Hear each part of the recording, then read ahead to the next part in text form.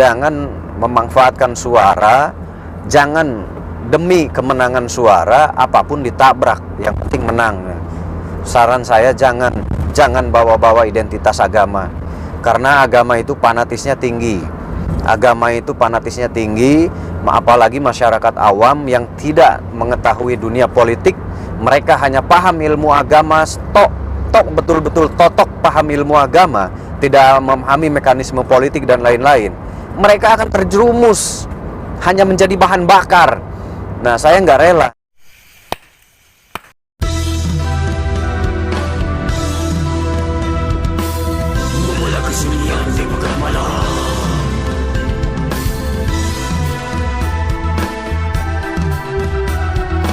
Mencari jawaban yang gelap.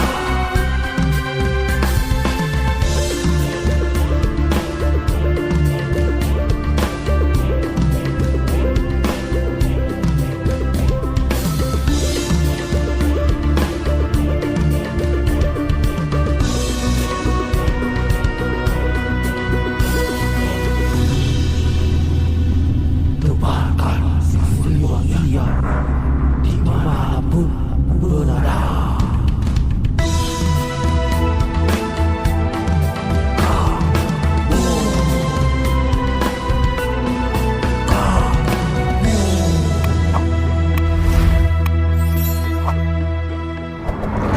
Assalamualaikum warahmatullahi wabarakatuh. Selamat malam saudara semuanya.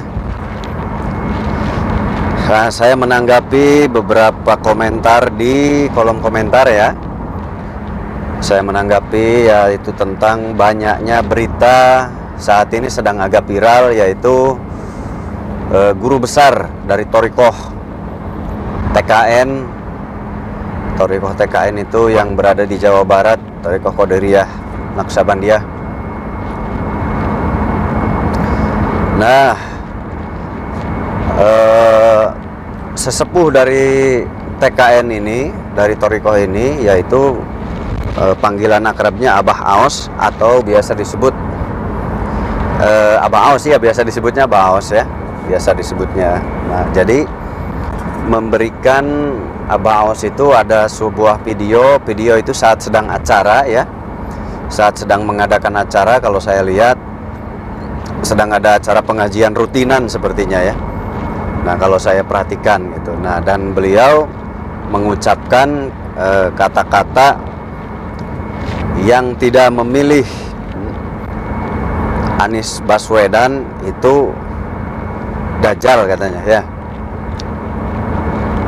Selain Anies begitu. Jadi harus Anies milihnya gitu. Nah, jadi saya merespon ucapan itu juga. Wajar kalau saya merespon, karena video itu tersebar luas di umum, jadi wajar ketika ada orang yang merespon. Nah, kalau tidak ingin direspon ya jangan ada di umum berarti. Karena videonya sudah menyebar, berarti banyak orang yang akan meresponnya, begitu ya. Nah, saya meresponnya begini. Nah, saya berbaik sangka dulu ya. Saya berbaik sangka dulu tentang Abah Aos ini. Mungkin Abah Aos ini saya berburuk sangka dulu deh, biar rame gitu, biar agak rame gitu. Kalau berburuk sangka biasanya cepat rame gitu. Saya berburuk sangka dulu. Mungkin Abah Aos ini pernah didatangi oleh tim mereka, itu bisa jadi gitu, oleh tim kampanyenya mereka gitu. Bisa saja mereka pernah didatangi oleh tim kampanyenya, dan kita tidak tahu di balik layar seperti apa tim kampanyenya gitu ya, obrolannya seperti apa, atau diskusinya seperti apa, dialognya seperti apa, kita nggak tahu karena itu urusan mereka gitu ya. Yang pasti mungkin di dalam pertemuan itu ada sebuah kemufakatan atau ada sebuah kesepakatan bersama, mungkin ya, ini mungkin ya, mungkin pertemuan itu menghasilkan sesuatu hal sehingga terjadilah terjadilah bentuk-bentuk untuk membantu gitu ya, atau bentuk-bentuk untuk menjadikan rupa sebagai tindakan dalam nanti untuk menghadapi kampanye gitu ya. Nah, jadi bergeraklah mungkin Bahaus ini gitu. Itu bisa terjadi ya. Namanya politik itu bisa banyak hal yang terjadi di dunia politik. Dan yang harus diingat, dunia politik itu tidak akan lepas dari para alim ulama. Dunia politik itu tidak akan lepas dari para tokoh. Hampir semua para para tokoh politik ketika mereka mencalonkan diri sebagai pejabat gitu ya, atau dia ingin menjabat, ingin meraih jabatan, maka mereka akan mendekati para tokoh-tokoh agama dan mereka akan mendekati para tokoh-tokoh. Nah, itu sangat wajar dan sangat umum ya. Nah, maka dari itu bisa saja salah satu tokoh, jika memang terjadi kesepakatan, terjadi kemufakatan dalam suatu hal yang sifatnya adalah saling sifatnya adalah saling mengisi kekosongan gitu ya. Sifatnya yang saling mengisi kekosongan, karena selalu ada ruang-ruang kekosongan di dalam kebidangan. Termasuk di dalam kebidangan para tokoh itu selalu ada ruang-ruang kosong. Yang maksud ruang kosong ini banyak ya, banyak sekali. Bisa saja kepentingan masyarakat umum, kepentingan masyarakat sekitar itu bisa terjadi. Gitu. Jadi intinya biasanya ditanya visi misinya gitu. Nah, kalau kita lihat dari dari kacamata politik, maka biasanya terjadi negosiasi ya di balik layar itu. Nah, setelah melalui proses-proses tersebut, sehingga terjadilah mungkin satu pemikiran, terjadilah kesamaan pikiran gitu. Jadi pikirannya seiras, itu bisa saja terjadi, dan akhirnya kalau sudah sepemikiran biasanya membantu melalui nanti menggerakkan jamaah. Itu hal umum sekali. Gitu, hal umum sekali sebetulnya ya.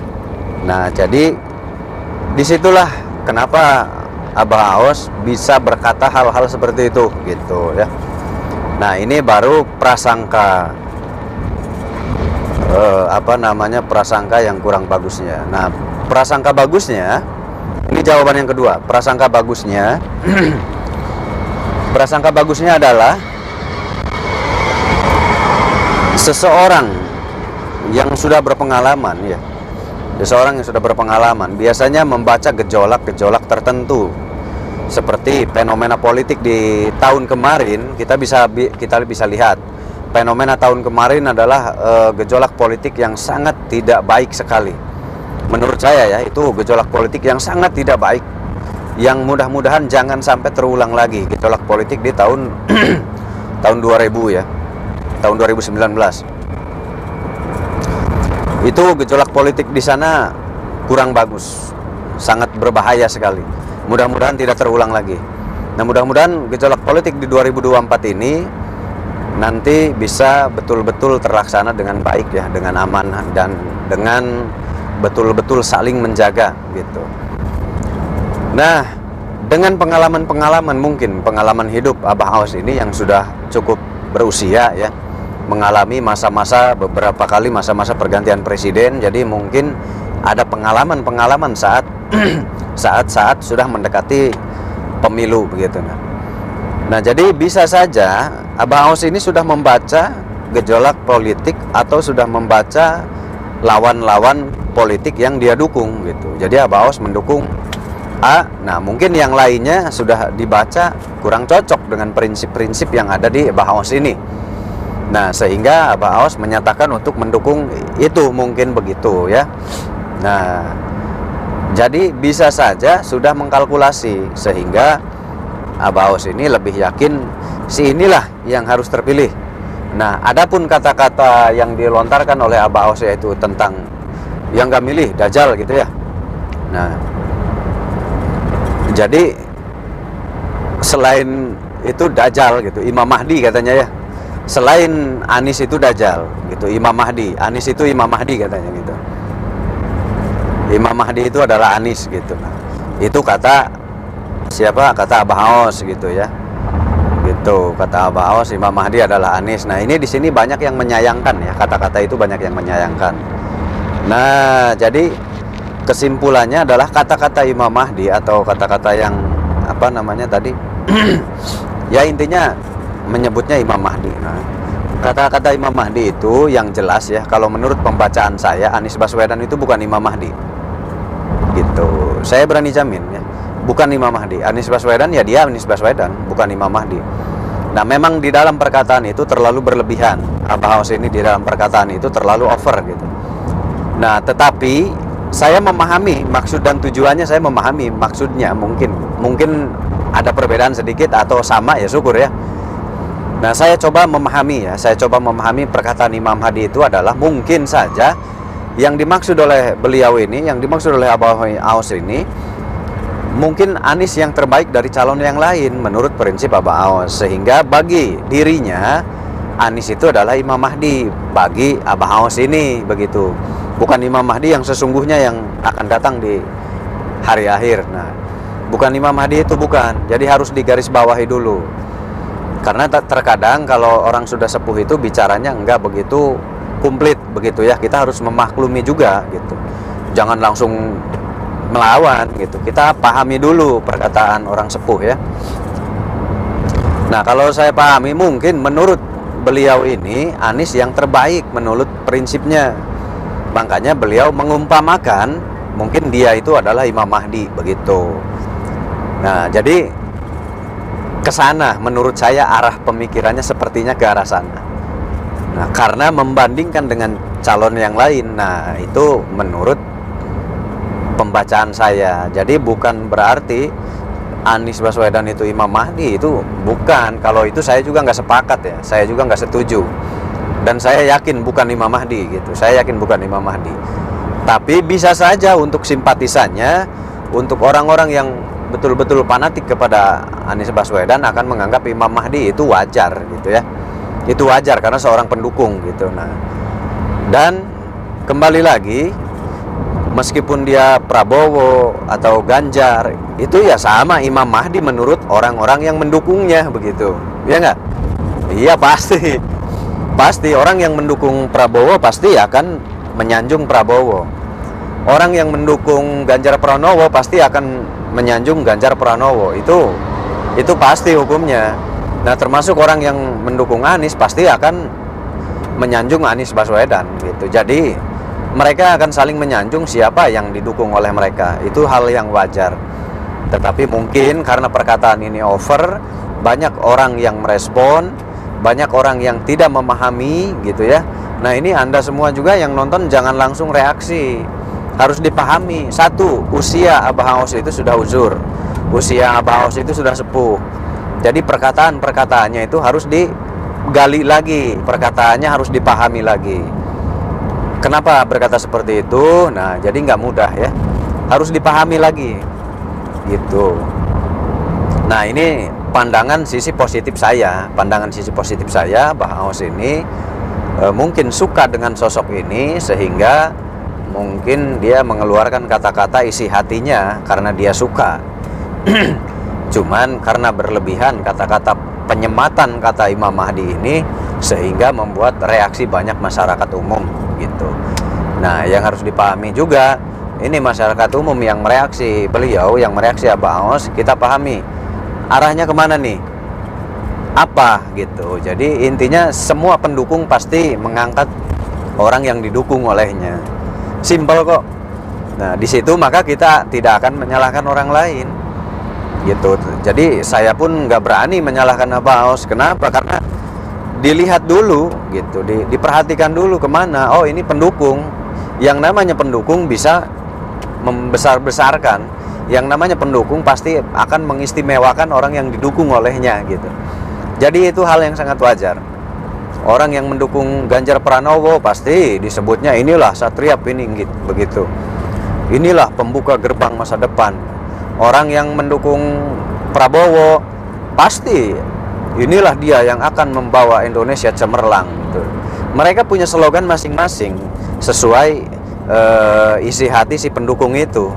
Si pendukung itu punya isi hati dan akan diutarakan isi hatinya dan akan menyampaikan ke publik bahwa ini Ganjar Pranowo ini loh begini loh, bahwa ini Prabowo itu begini loh gitu, Anies Baswedan tuh begini loh gitu. Semuanya pasti akan menyanjungnya. Nah, jadi kalau perihal siapa yang salah, siapa yang benar, kalau pendapat saya ya semuanya punya salah, semuanya ada kebenarannya. Namanya manusia pasti ada kesalahannya dan pasti punya kebenaran, punya kebaikan. Nah, jadi kembali kalau masalah pilihan presiden, itu kembali ke hati Anda. Anda mau pilih yang mana, condong ke yang mana, silakan kalkulasi oleh hati nurani dan pikiran Anda semuanya. Baiknya pilih yang mana, sukanya ke yang mana, ya silahkan monggo Anda pilih. Gitu. Nah, di sini saya hanya sedikit mereaksi, sedikit merespon video-video yang viral tentang Abah Aos, ya. Nah, beliau adalah sesepuh TKN Thoriko Qadiriyah Naksabandia. Nah, yang adalah meneruskan dari Pondok Pesantren Suryalaya Abah Anom, gitu. Abah Anom Suryalaya, nah diteruskan generasi penerus yang membawa Thoriko ini adalah Abah Aos, gitu.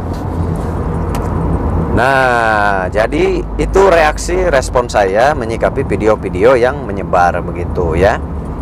Jadi intinya diperhatikan dulu arahnya, apalagi ini usia sudah cukup berusia ya, bisa saja perkataannya kurang detail, perkataannya kurang komplit. Intinya kita memahami, belajar mulai memahami sikap arah orang itu mau kemana, untuk apa gitu. Kita harus mulai memahami itu, karena itu penting ya, agar kita tidak tidak mudah juga menyalahkan orang lain. Dan itu memang hak mereka untuk mendukung siapapun, itu sudah haknya mereka. Sudah haknya mereka ingin mendukung siapa, memilih siapa, otomatis dia akan memuliakan orang yang didukungnya. Itu saja kok. Mereka akan memuliakan siapapun yang didukungnya, karena di mata mereka banyak visi yang satu arah, banyak pemikiran yang searah, banyak pemikiran yang memang sudah betul-betul cocok gitu di hati mereka. Nah, jadi intinya ya, intinya dunia politik itu ya seperti itu. Dunia politik itu ya seperti itu gitu. Nah, jadi intinya silakan, selamat memilih siapapun yang Anda sukai. Silakan coblos gitu.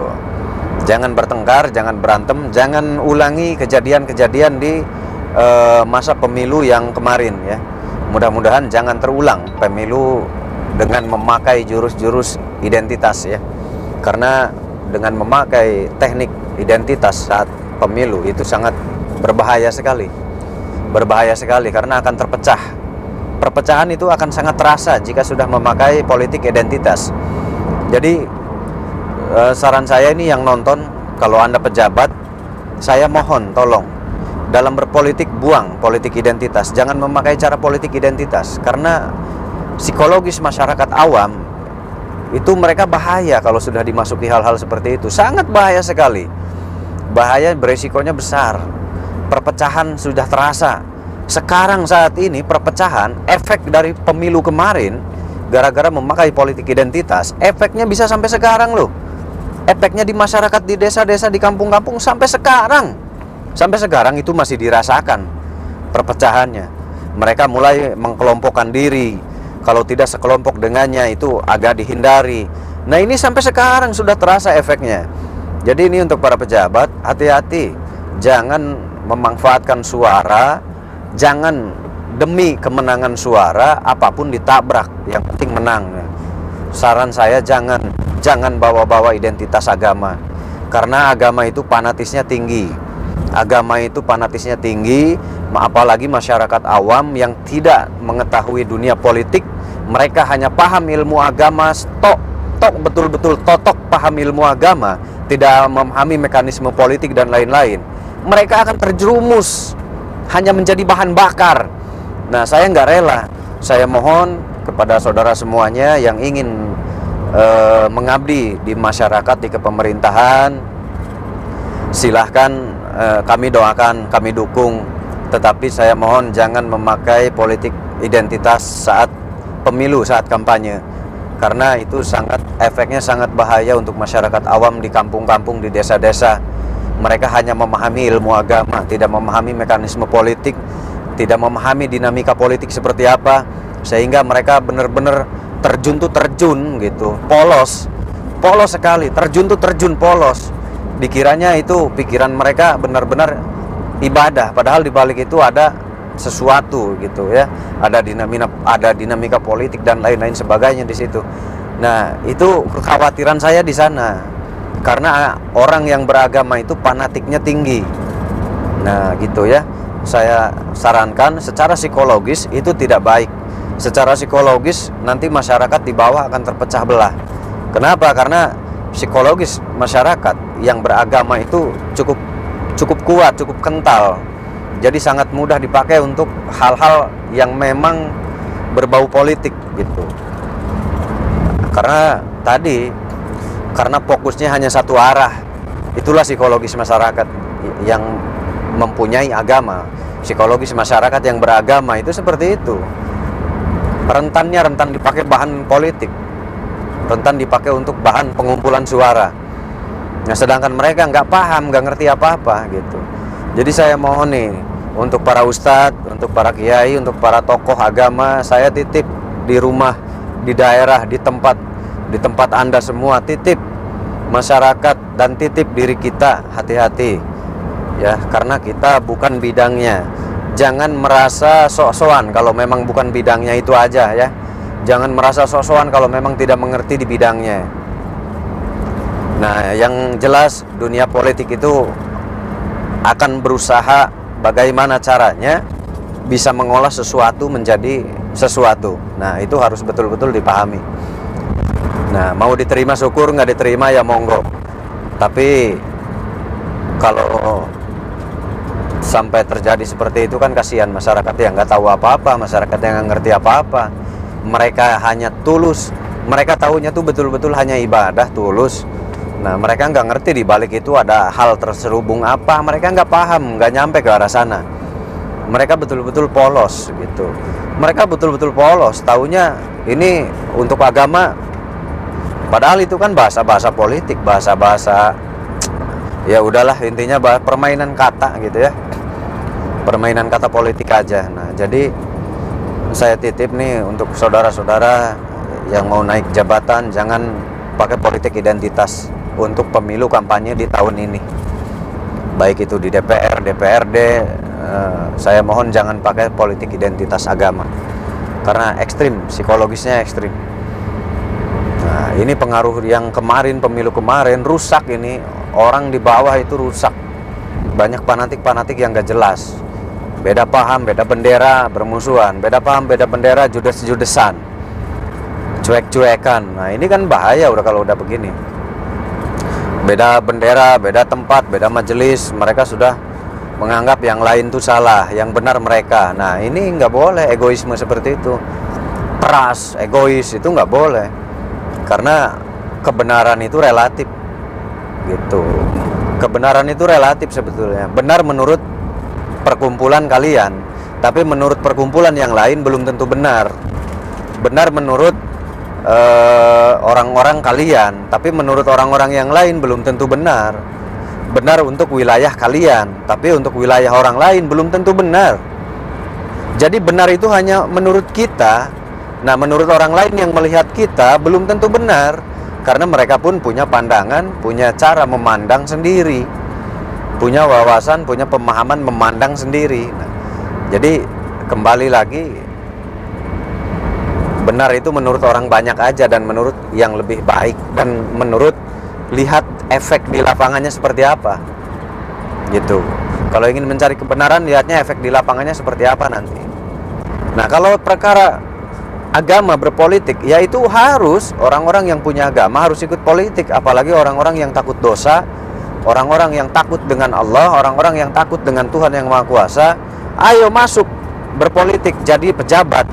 Supaya apa? Supaya DPR, DPRD, DPR RI, MPR supaya bisa dikuasai oleh orang-orang yang baik hatinya, orang-orang yang takut kepada Tuhan yang Maha Kuasa, sehingga mereka tidak mau korupsi, takut untuk korupsi. Itu bagus harus. Tetapi dalam mengumpulkan suara, jangan sampai menghalalkan segala cara. Menjual ABCD, nama ABCD. Nah, itu nggak boleh gitu, karena itu menjadi sugesti untuk orang yang beragama, itu bahaya. Itu aja sih sebetulnya ya. Bukan nggak boleh orang agama, bukan nggak boleh berpolitik, harus. gitu. Bahkan para tokoh itu harus ada mendampingi orang-orang politik supaya ada bimbingan begitu. Tapi di saat memilih suara, nah itu hindari gitu, karena efek psikologisnya agak kencang begitu. Itu yang dikhawatirkan, itu aja. Nah, jadi begitu ya, jangan salah paham. Bukan tidak boleh berpolitik, harus kalau berpolitik gitu. Harus, tetapi tadi jangan mengorbankan masa kita, apalagi yang sudah punya fanatik berat. Yang orang-orang yang sudah mempunyai agama itu pasti fanatiknya berat kepada agamanya. Nah, di situ jangan pernah dimanfaatkan. Jangan memanfaatkan ke arah sana ya. Kalau maju, maju saja. Itu aja. Gitu ya. Intinya kita bersatu bersaudara dengan siapapun, dimanapun. Kita bersatu bersaudara. Ayo kita bangun bangsa kita, ayo kita bangun negara kita dengan cara-cara yang baik, dengan cara-cara yang tidak sampai membahayakan psikologis masyarakat di bawah, dengan cara-cara yang tidak beresiko tinggi kepada masyarakat di bawah, dengan cara-cara yang betul-betul sudah dipertimbangkan matang, dengan cara-cara yang betul-betul sangat dewasa, dengan cara-cara yang betul-betul sangat dewasa dan sepuh pemikirannya. Ayo terapkan gitu. Bukan gak boleh berpolitik, boleh gitu, tapi hati-hati ya, harus dewasakan dulu batin kita. Makanya mempelajari ilmu rasa, mempelajari ilmu batin, mempelajari ilmu hati itu wajib, harus. Kalau hanya ilmu akal yang dipelajari nanti panas, nggak terkontrol hatinya nantinya. Hati tidak terkontrol nantinya mudah tersinggung. Nantinya hanya membenarkan pendapat sendiri, pendapat orang lain salah. Nantinya hanya benar menurut mereka, sedangkan orang lain salah. Nah, itu efek kekosongan hati, efek kekeringan kolbu. Kolbunya kering berarti. Kolbunya kering karena mereka akan merasa benar di kelompok mereka. Tapi sudah kelompok orang itu akan disalahkan. Nah, itu ciri-ciri kekeringan hati, kekeringan kolbu. Nah, itu harus ada latihan ilmu thariqah. Ilmu thariqah itu untuk membasahi hati. Dengan apa? Dengan kalimat thayyibah. Allah, ya Allah, ya Allah, ya Allah, ya Allah. Dari hati, bukan dari mulut. Kalau dari mulut, semua orang bisa mengaku soleh. Kalau dari mulut, semua orang bisa mengaku baik. Kalau dari mulut, semua orang bisa mengaku jujur. Kalau dari mulut, semua orang akan mengaku suci. Kalau hanya di mulut. Tetapi tindakan, perbuatan mereka tidak akan bisa dibohongi.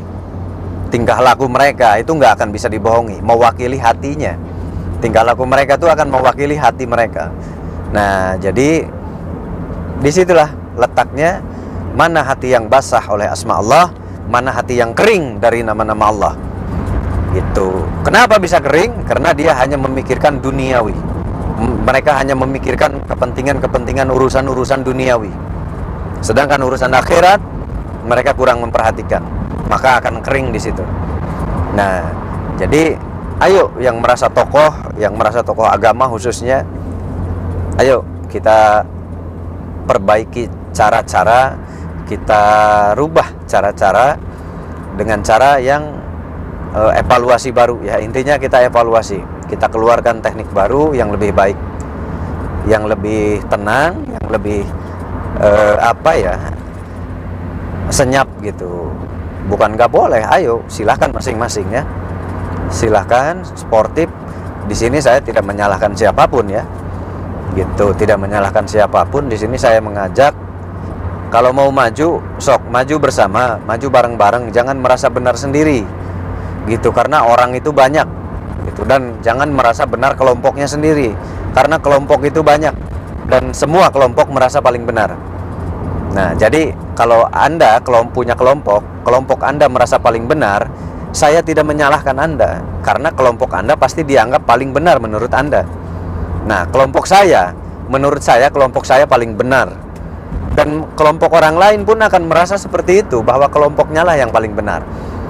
Nah, jadi intinya setiap kelompok pasti akan merasa mengunggulkan kelompoknya, itu wajar. Tetapi mulai sekarang yuk kita rubah bareng-bareng. Boleh kita mengunggulkan kelompok kita, tapi jangan sampai di umum. Contoh di media umum, Nah, jangan sampai memojokkan kelompok lain, merendahkan kelompok lain. Itu jangan pernah. Apalagi sampai orang kalau punya titel kiai, hilangkan titel kiainya. Itu sangat betul-betul tidak boleh ditiru. Itu sikap-sikap yang ada nafsu setannya, itu seperti itu. Ada nafsu syaiton. Kalau berupaya menghilangkan kehormatan orang lain, itu berarti ada nafsu syaiton di dalamnya. Ada iri, dengki, gitu. Ada bisikan syaiton di dalam hatinya. Kalau orang sudah mulai menyuruh merendahkan nama-nama orang lain, menyuruh merendahkan gelar-gelar orang lain, maka di situ ada bisikan syaiton di hatinya. Itu bahaya sekali.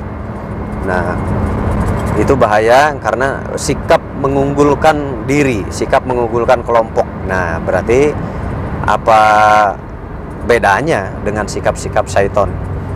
Gitu. Karena syaiton kan ingin menang sendiri. Iblis itu kan merasa dirinya lah yang paling dulu gitu. Jadi intinya begitu ya, kita pahami baik-baik, kita pahami pelan-pelan. Intinya semua kelompok baik menurut kelompoknya, tetapi jangan pernah merendahkan kelompok orang lain, apalagi sampai merendahkan kehormatan orang lain. Jangan pernah ya, karena kita kalau direndahkan oleh orang lain pasti nggak enak. Nah, jangan sampai kita mudah merendahkan orang lain, giliran orang lain menanggapi komentar kita, mengomentari ucapan kita, orang lain menanggapi ucapan kita lalu nggak terima. Nah, itu sudah menandakan bahwa akalnya kurang bagus dan hatinya sangat kering. Itu menandakan seperti itu ya. Gitu. Kalau ada orang lain yang merespon lalu dia langsung merespon dengan agak tinggi gitu. Nah, biasanya itu hatinya kering biasanya. Nah, Anda silahkan cari aja, nanti dipelajari ya. Itu namanya psikologis ya, pelajaran psikologis. Bukan hanya dengan ilmu gaib. Bukan berarti karena saya orang ilmu gaib ya. Nah, ilmu gaib itu ada logisnya. Nah, Anda silahkan pelajari ilmu psikologi. Nah, itu ciri-ciri psikologis orang-orang yang punya memang kepribadian ganda. Gitu. Jadi Anda harus waspada mengikuti orang-orang seperti itu. Nah, itu aja mungkin saran dari saya. Siapapun presidennya, jaga persaudaraan. Jangan sampai terulang periode pemilu yang kemarin, masa-masa pemilu yang kemarin jangan sampai terulang. Nah, siapapun presidennya, kita tetap saudara. Siapapun presidennya, kita tetap bersatu. Siapapun presidennya, yuk kita bangun Indonesia. Kita bangun bersama, kita bangun masyarakat di lingkungan kita masing-masing. Berikan pemahaman edukasi kepada masyarakat. Sekarang masyarakat harus lebih cerdas dan harus lebih terbuka wawasan tentang dunia politik. Apalagi Anda yang menjadi ustadz di desa-desa, di kampung-kampung, itu Anda menjadi jantung utama. Ayo syiarkan. Jangan mudah terpecah belah hanya untuk kepentingan politik sementara ya. Itu saran saya. Semoga bisa diterima, semoga manfaat ya. Kalau tidak sepaham, kalau tidak sepakat, ya tidak apa-apa, saya mohon maaf. Karena itulah pemahaman saya. Nah, kalau pemahaman itu banyak juga, pemahaman Anda beda lagi, silahkan. Saya tidak menyalahkan pemahaman Anda. Jadi semua pemahaman pasti punya alasan. Tetapi lebih baiknya dikaji pelan-pelan. Dikajinya tentang efek dari yang diperbuat. Ada efek apa yang diperbuat gitu. Itu saja cara mengkajinya sehingga akan punya kesimpulan. Kesimpulan saya adalah mengkaji efek yang memang nyata terjadi di masyarakat gitu, karena keseharian saya ya di desa, jadi saya merasakan efek psikologis yang tertanam di desa. Itulah bahayanya. Terima kasih banyak, semoga manfaat. Sampai jumpa lagi nanti kita bahas lagi yang lain. Sehat selalu, jangan lupa like, comment, subscribe dan di share sebanyak mungkin. Terima kasih. Assalamualaikum warahmatullahi wabarakatuh.